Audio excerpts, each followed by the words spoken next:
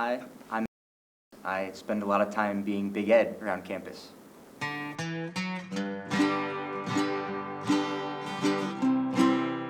started doing work as a backup mascot for the Blues, so going around and being Louie. And that was kind of the big, kind of stepping stone that allowed me to also start doing stuff as the Gorlok. So I started off doing Louie. My boss knew my acting teacher, actually. I got super lucky with that. It's as soon as the head goes on, that's the switch, then I'm ready to be in character. Hands on the hips, chest up slightly more.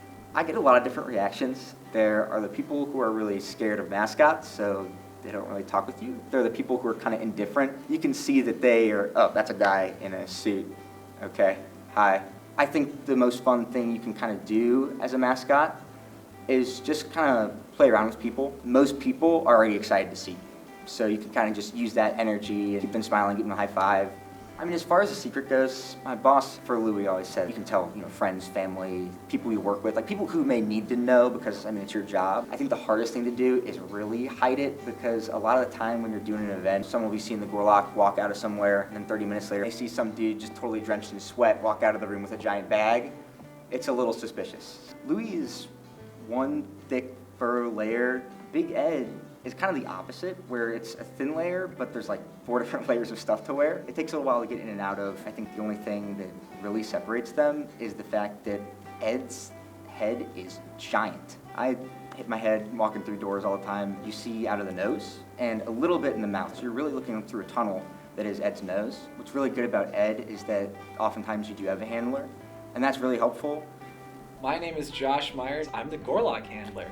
So typically I would help get the Gorlok out of his cage, get him all dressed up to look pretty, help him around the campus for activities, talk to him, see if he'll talk back. He doesn't. Help him maneuver around people. That's definitely a bad one. I've had a lot of people slap me or smack me in the butt or poke me. I've had a couple people try to tackle me. A lot of people will always just try and touch the Gorlok. They'll get handsy with him, it's terrible. There's a little kid at a playground, and they walked right up, and I was staring at them. They're staring in the mouth, and then she just let one fist just fly right into my nose. So there's times when people are offering you drinks or trying to do inappropriate gestures with you. While they are a fun character, there are things they shouldn't and can't do, so just please be respectful of that. One thing I really appreciate about Big Ed is that the Gorlok was created by Webster students. It's a character that is completely originated in that community.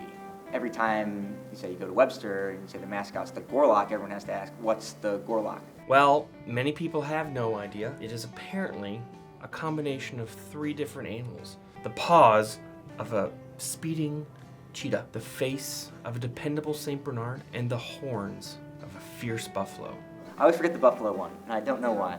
The Gorlok is the Webster University mascot on the most basic level, but I think it also is much larger than that. Many people think the Gorlok's name is Gorlok. That's not true. The Gorlok is its species. I think the Gorlok's a species, not an individual. It is a Gorlok. It's not the Gorlok. The name Gorlok came about the summer after the decision was made to start the program. We didn't have a name. We didn't have a mascot or a name. People were throwing out names. Some of them were very traditional. Neil George is the person. He said, how about something different like Gorlok?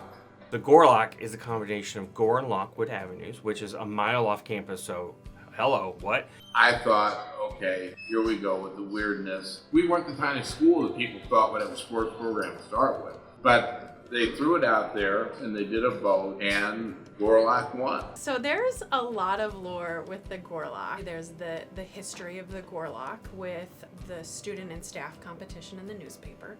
There was a contest to submit what you think the Gorlok is. There was notice put out in the journal and there was a prize involved. I was called into a man named Bob Spencer, who was head of art development. He pulled out this picture. He had horns on his head. He had a mustache. He had a cigar dangling from his mouth. He was carrying an old-fashioned bug sprayer.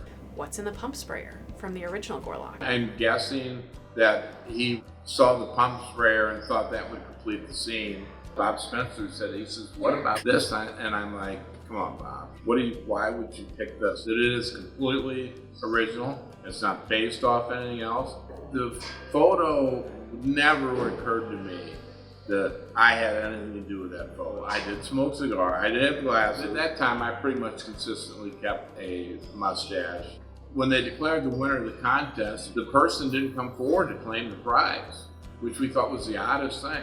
Fast forward one more year, we are starting a club baseball team. One of the people that was out for the team was a guy named Larry Underwood, who was a media student. He revealed that he was the person in the picture. The reason he did not reveal himself is that he was goofing on me, walking around school with the glasses and mustache cigar. Ed is such a goofy character. I mean, you know, not only were you created by Webster students, but you're designed by Webster students. It's kind of a special connection, it feels like it has. I think he's so cool. You know, at our school, our students are so creative. It's not always this just sports school. That's one piece of our student population, but they have so many other interests in addition to that. I really appreciate the fact that being here has allowed me to see all the different people in the world, and it's great to get to talk with and learn things about and get to know people who are so similar and so different from you, and how you can all work together to kind of be a community that is not only just a school, but a place where you can all try to thrive. I've made so many genuine connections over the past year and almost a half now, and I'm really blessed to be here, honestly.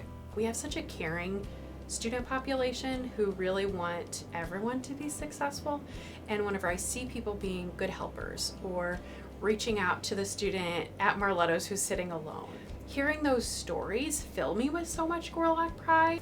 I've seen shirts before where they say, still undefeated, Webster football, we don't have a football team. That running joke that everyone at Webster kind of knows, that makes me feel a lot of pride, because it's one thing that makes everybody chuckle. A creative mascot like the Gorlok allows for expression of who our students are and is something unique to talk about. It has been named as one of the top unusual mascots in the country. I mean, you're not just a tiger. You're not just a raven or a dolphin or some creature. I think mascots are important to a community mainly because, you know, you can kind of be the face of that organization, kind of what it stands for in some regards.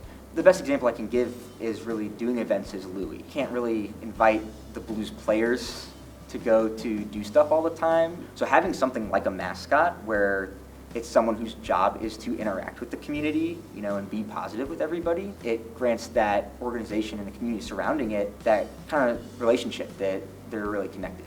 This is a physical presence. It's not just the logo of a campus. Like, he's an active member of the community within Webster. Like, we know who he is. We've seen him. We've all seen him. I think having a mascot like the Gorlok really allows our whole community to rally around something. For us, the Gorlok, it can be that thing. And we love the fact that he exists. It definitely brings morale up, I'd say. Just the fact that he's here. I just think it's really important for us to continue to lean into Big Ed and the Gorlok in general. There's going to be Gorloks that are tall and skinny or more short and squat, all different genders, all different dress code. This isn't a global species, right? We're all a little bit of a Gorlok. I think that kind of covers it all. It's fun. Being a mascot can be really fun.